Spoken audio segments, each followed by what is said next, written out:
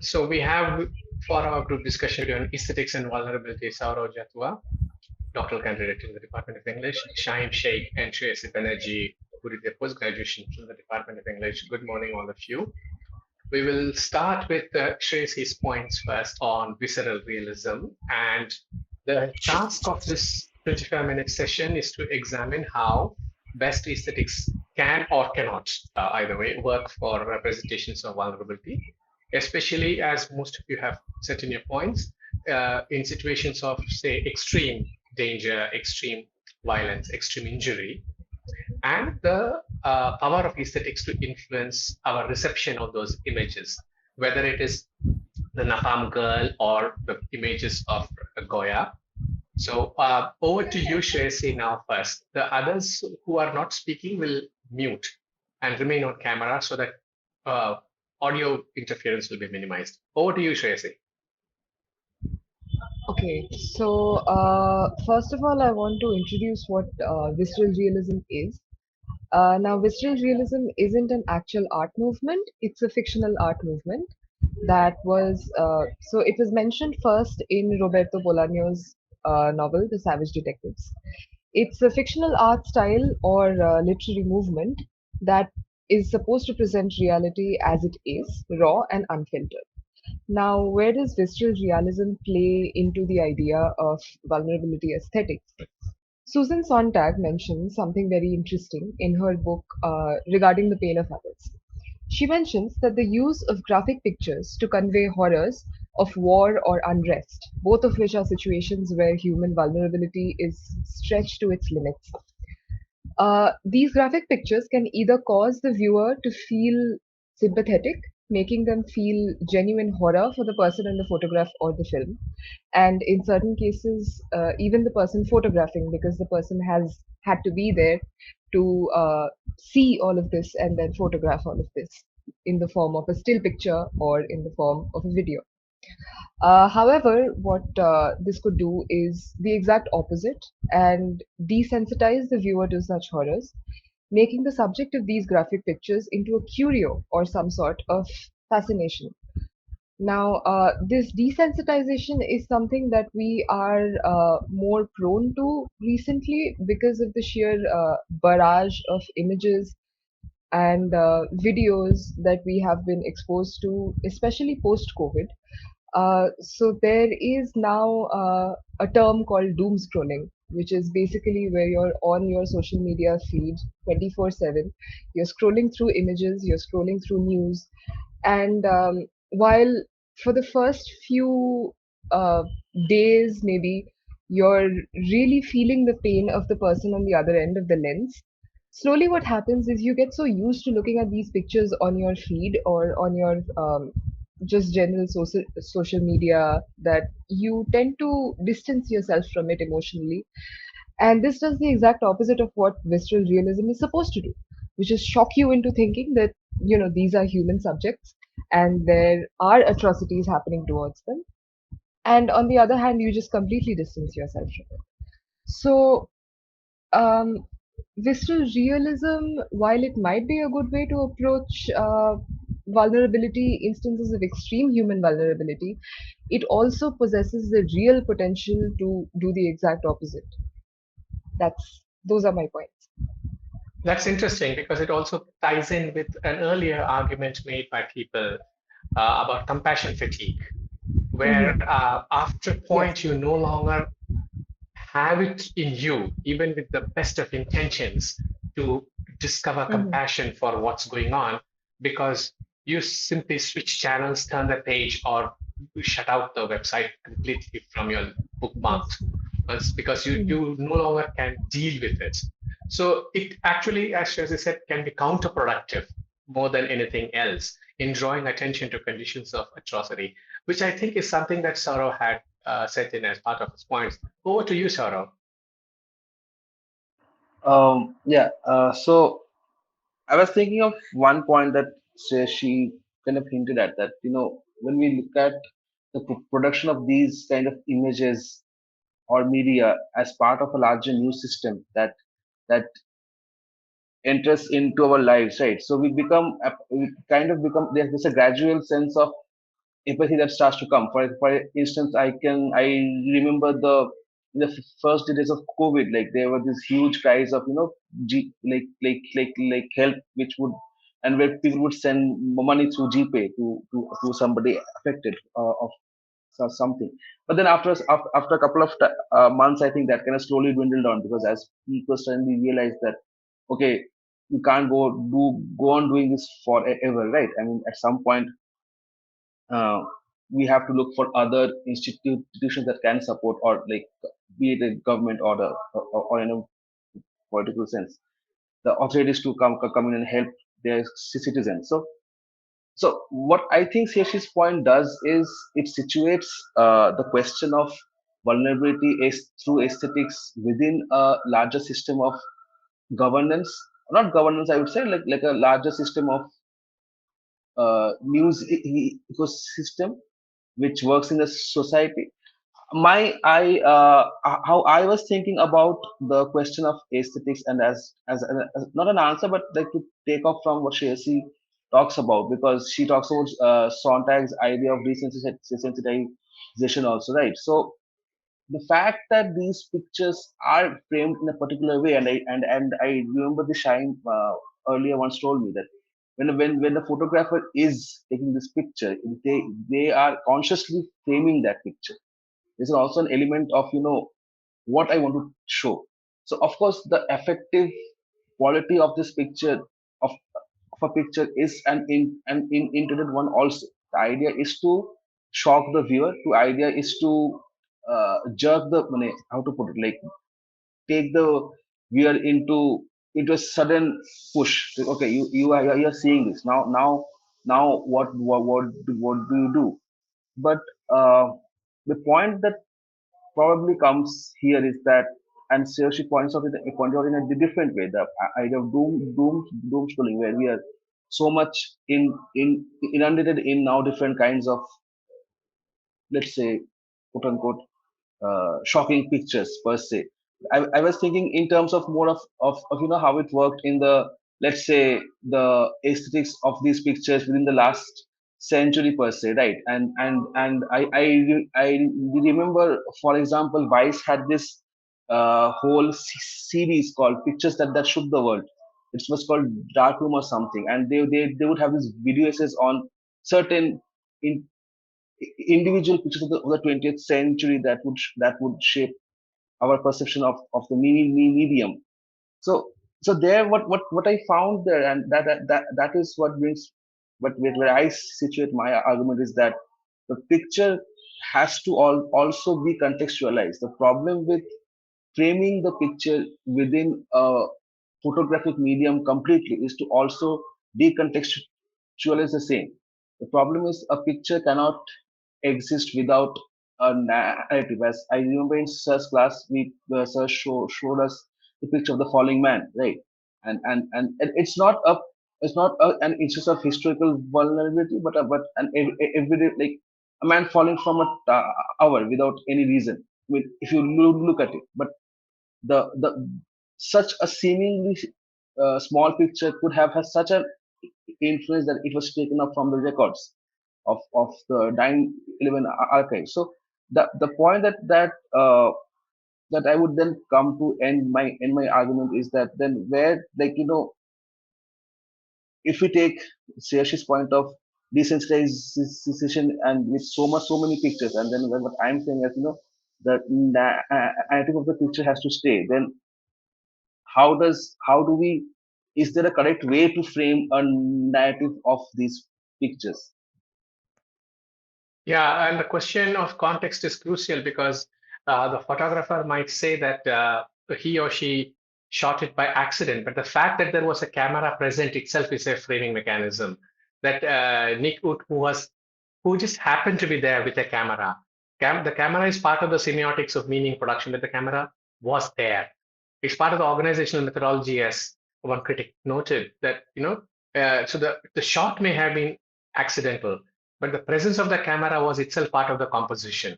But I'll now turn this over to Shahim to respond to Tracy and Saura and add something of your own. Yeah. So Shreyasi talked about visceral realism, and the thing about visceral realism, and this is a debate that has been raging for a while now, is that when we look at something that is violent or disturbing on a screen, especially in films or in documentaries, at what point do we say that uh, what we are showing is in order to convey the disturbing nature of something, and at what point does it become an endorse and almost an like an inadvertent endorsement of what's being shown. This is something that a debate that has popped up a lot in talking about graphic depictions of rape on film, where it's like, at what point are you trying to show real? Are you trying to be sympathetic to the victim? And at what point are you just endorsing an act, or rather showing an act and then making it almost something that a viewer will look at and um, let's just say not be able to differentiate between what's being shown and the fact that what is being shown is disturbing, and the fact that it's wrong, and the fact that it's visceral.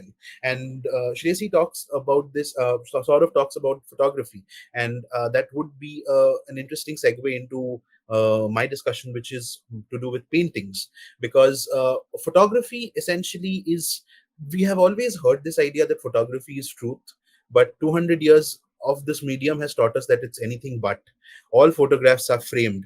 Every photograph, before the point of a photograph always is to decide what you will exclude from it, and what then the very act of deciding what you're excluding from it then determines how you're going to include what you're going to include. All photographs are in some fashion staged, even the ones which are very honest. And so, but even there, we can always say that at least the camera captured what was in front of it, and to some extent you can still say that fine, there is some, perhaps some level of truth to it.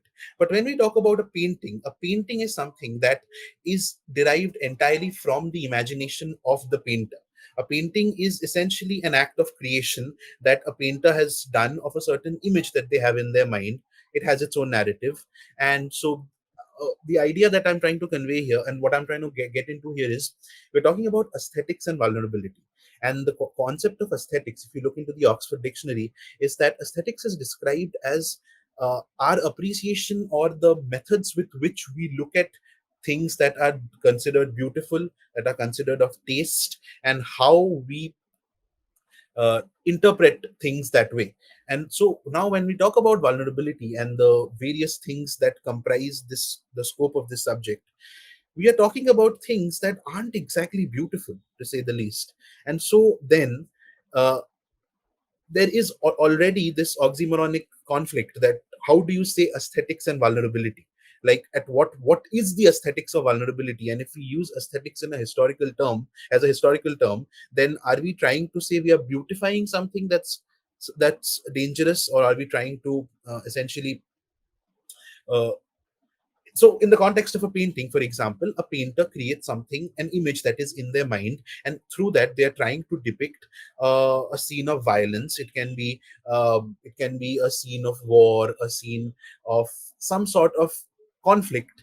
And then what they are doing is they are using their own idea of it. So a painting is always an interpretation from the moment that it's being painted.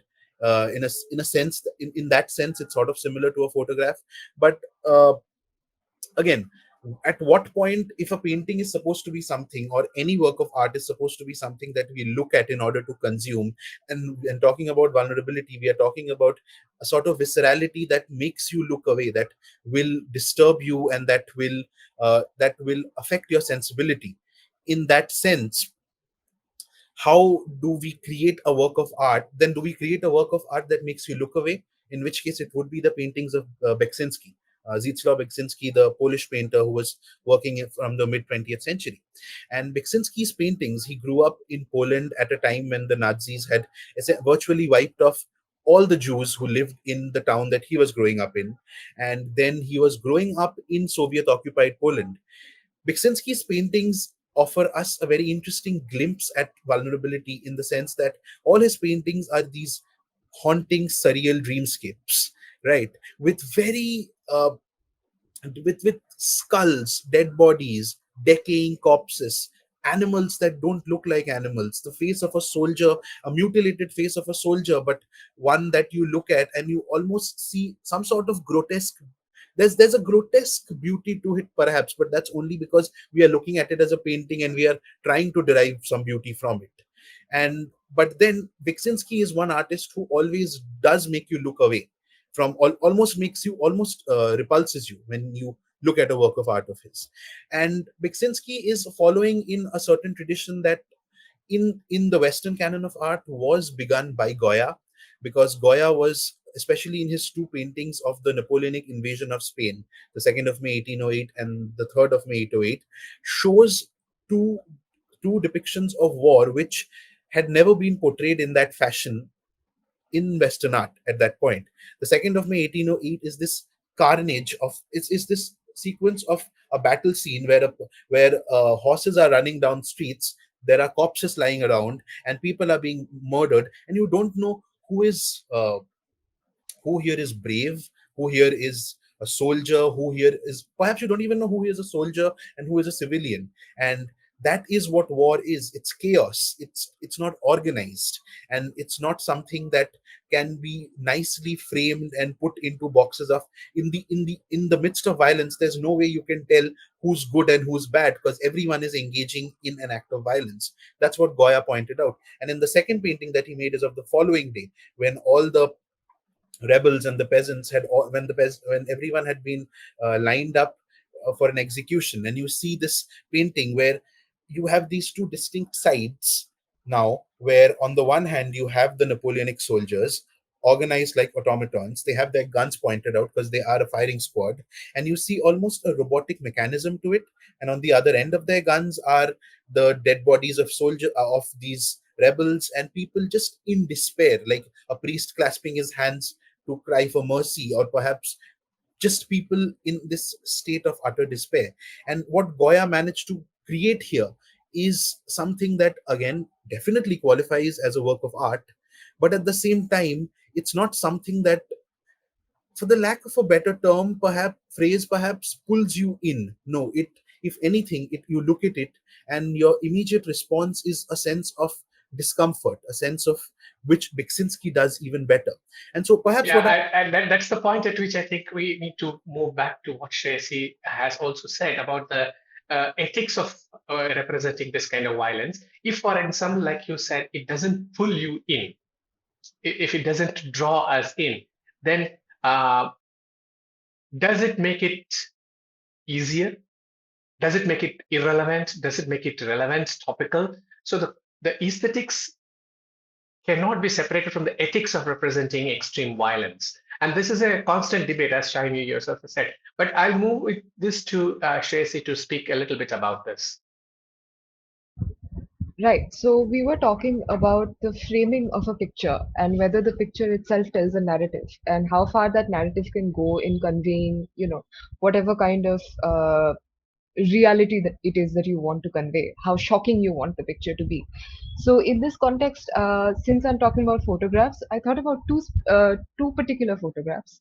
The first one is Tomoko and Mother in the Bath by W. Eugene Smith.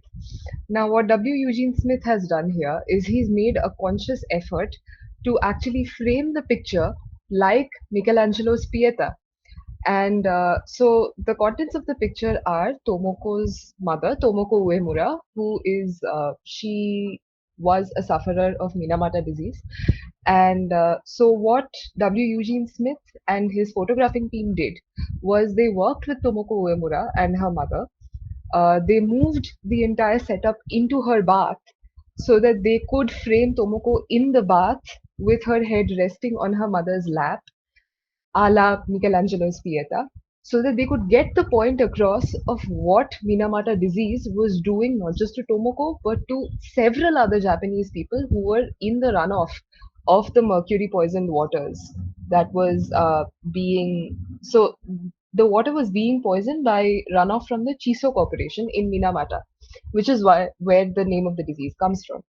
So in this case, the framing of the photograph was very consciously done, and it was not just consciously done by by the photographing team. It was in collaboration with the sufferer. So it was in collaboration with the subject of the photograph, and this actually went a long way in helping the sufferers of Minamata disease get compensation, get healthcare from the corporation that had done this to them. On the other hand, you have a picture like Saigon Execution by uh, Vosu and Eddie Adams. Now, Saigon Execution actually won the Pulitzer Prize for, I believe, yeah, spot news photography in 1969. So, what the photograph has is it has the execution of Gwen Van Lem. It's an iconic photograph. It is a man in the middle of the streets of Saigon, Gwen Van Lem, with a gun to the side of his head. This is mid execution, so you can actually see the bullet wound exit from the other side of his head. And so here it was the exact opposite of what happened with Tomoko and Mother in the Path. So none of them really knew what they were stumbling upon when they stumbled upon the execution. And it's just, I mean, according to the photographers, it was a situation of right place, right time, which in itself is, I mean, it's a phrase that could be debated. But if it wins them the Pulitzer Prize and it's not consciously, framed, or it's not something that the photographers were consciously trying to create, then what is it that the ethics of photography, as Shaheen said, what is it that the ethics of photography really want to convey? Who is the audience? Now, clearly, the photographer in both of these situations were like both of these photographers, they did create an award-winning photograph, yes, but the intentions behind them were completely different. One of them was a very conscious intention, and the other was something that the photographer just he didn't know he would be there. Now, in the first instance, like with Tomoko, it's quite obvious what because there was such collaboration between the photographer and the subject, one could say that the context of the suffering and the context of the person who has been rendered vulnerable is present within the photograph. So there is more storytelling, one could say. There is more both sides of the coin represented in the photograph. Although, if you were to look at the photograph without reading up on it, it would be sort of difficult, to understand that all of this is happening. But even then, if you look at the photograph without reading most of the context, it's quite obvious that the photograph has been stylized. It's quite obvious that the photograph has been consciously framed. Now, in the second instance, how much of the subject's authority is there in the photograph is highly debatable because, first of all, the subject didn't live to see the photograph being published. Second of all, immediate family of the subject, in this case, Lem's wife, she did not know that the photograph had been taken. She did not know that the photograph had been published even until she saw the photograph on the first page of a newspaper. So, how much of the subject's authority, how much of the subject side of the story is being told? Because in this photograph, because there is no real stylization of the photograph per se, you don't really know who's in the right. You don't really know who's in the wrong. All you see is a person being executed. You don't know whether the execution happened you don't even know whether it was an execution or a murder, because the way you title these photographs is also very conscious, and the way you title these photographs also has a lot of things to say to the person viewing the photograph.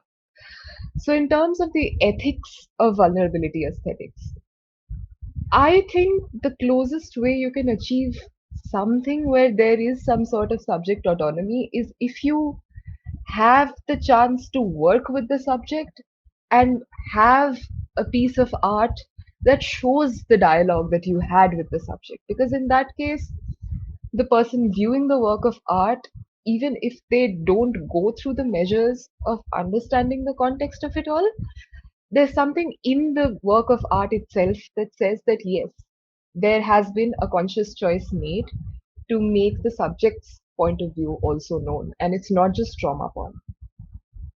Yeah, I think Saurav will have something to say about it because he has also made this point that the photograph should be a trigger for people, say the audience, to remember. Except of course that the targeted audience may not be the audience you eventually get, given the fact that the photograph circulates endlessly through media circuits, the reception of it.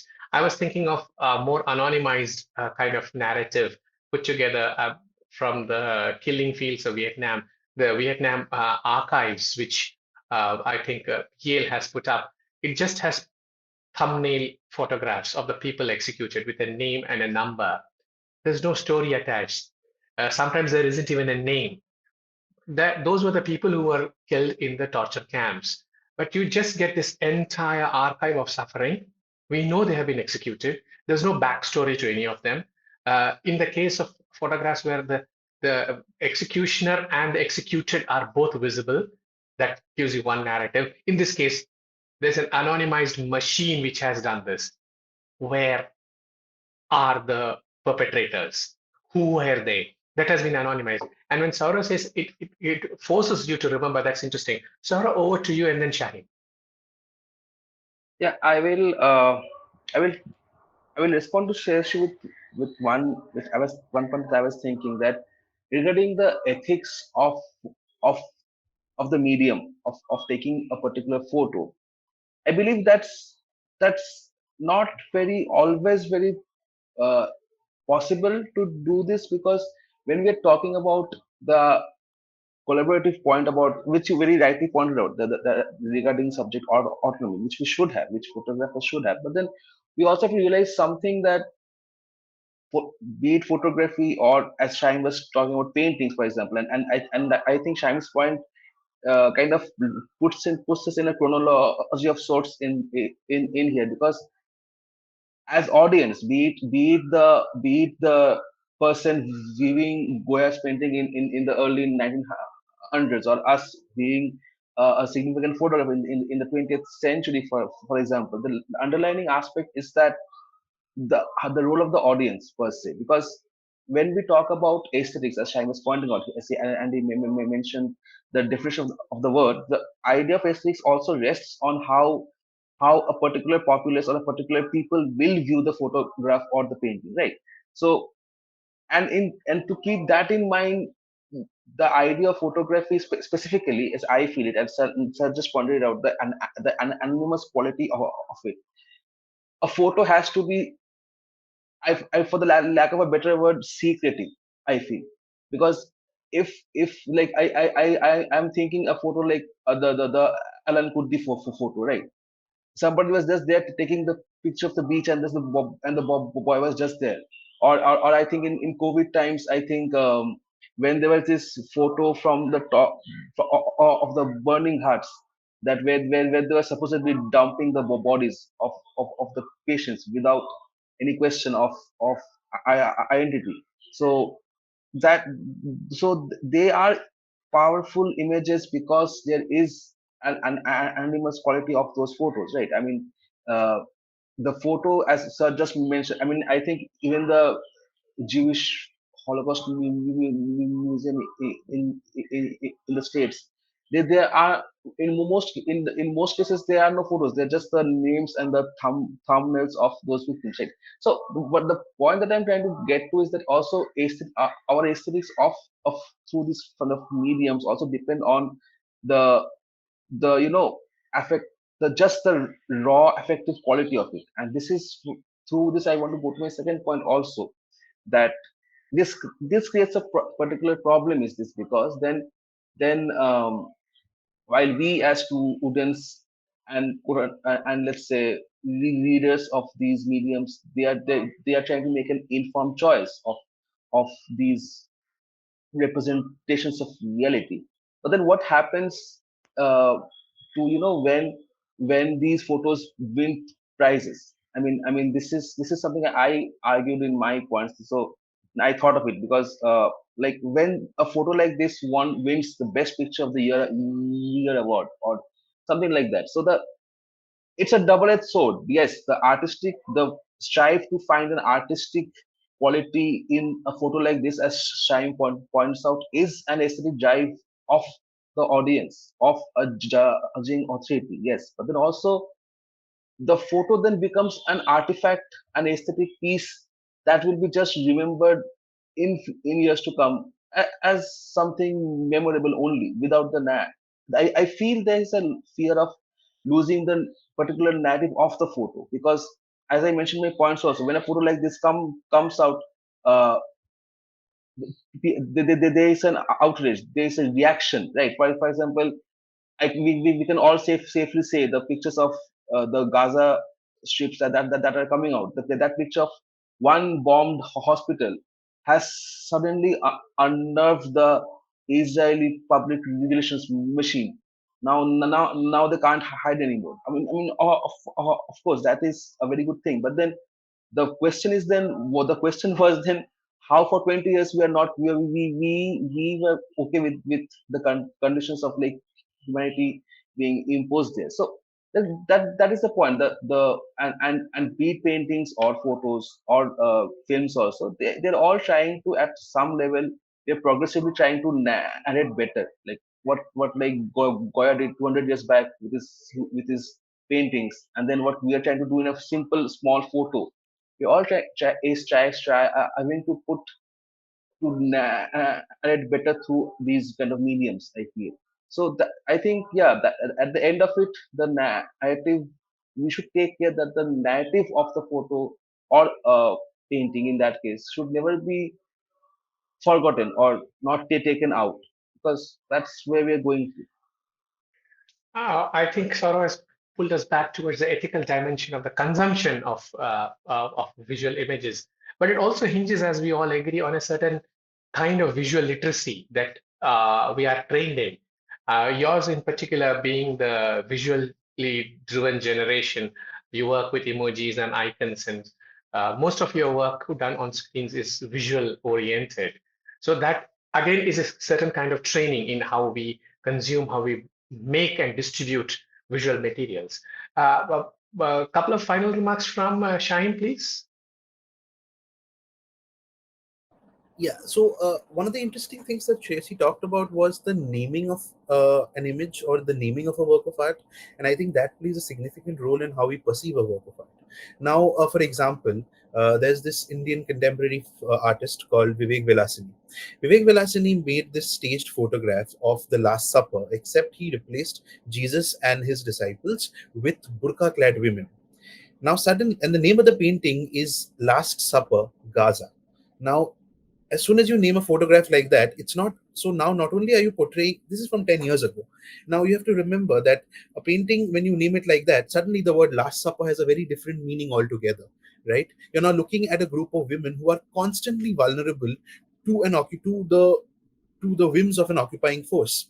In the same way, how we name a work of art, I believe, is often a major determinant of how we consume that work of art. Beksinski didn't name his paintings. Most of his paintings are unnamed.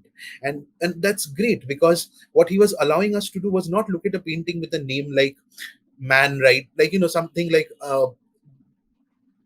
something grand, or it's something that you look, it's a visual work, and you look at it and you get what you want from it right there.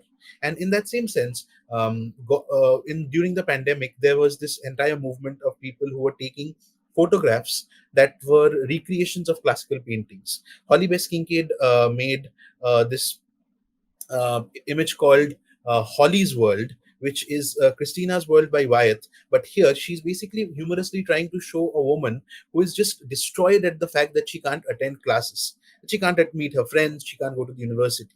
At the same time, another one would be a very similar one would be a woman zooming, where you are taking a painting like Young Woman Drawing by Marie Denis Villiers, and you're replacing the canvas with an iPad. And now the idea being that that is the only way you can communicate with the world, and a woman zooming gives you that idea, so that there's no confusion as to what's being held. So I believe that when we talk about naming any work of art, we can run into a very interesting conversation as to how does the name of a work of art determine our perception of it. And especially in talking about things, horrific things, things related to genocide, war, and dystopia, does the act of naming, and this can be a question that can be raised, is that does the act of naming then determine how we view the aesthetics of that picture, if we believe there is an aesthetics to begin with?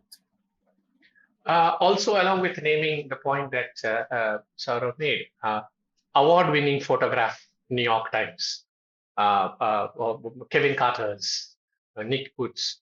That is actually the framing of something which is already a frame, the photograph, and that is where the culture studies idea about circuits of consumption play such a big role that they appear at a particular moment, they're distributed through a certain mode, award-winning photographs or this, that, or the other, and then consumed in a certain. So, which is what I was thinking of in a broader sense when I spoke about visual literacy, that you are aware that you are being drawn in a certain way. For example, if it's a set of texts introduced into the classroom as part of a syllabus, or appearing on page 3 of a newspaper, I was thinking of the point that Shaheen made about people mimicking earlier forms, the Hooper painting, which was reinscribed, the girl sitting in the room with the sunlight coming in, as opposed to the girl in the open field. Those ones, the art of COVID-19, which did a basic parody of several of those, and serving a particular purpose, showing incarceration of a different kind versus openness. So the context remain our overarching frame. Well, I'm glad to see so many ideas. I think we ran out of time actually. So thank you, Shresi, Saurav, and Shine. Wonderful stuff from production to consumption. And it's been fantastic actually. I really enjoyed myself. Thank you.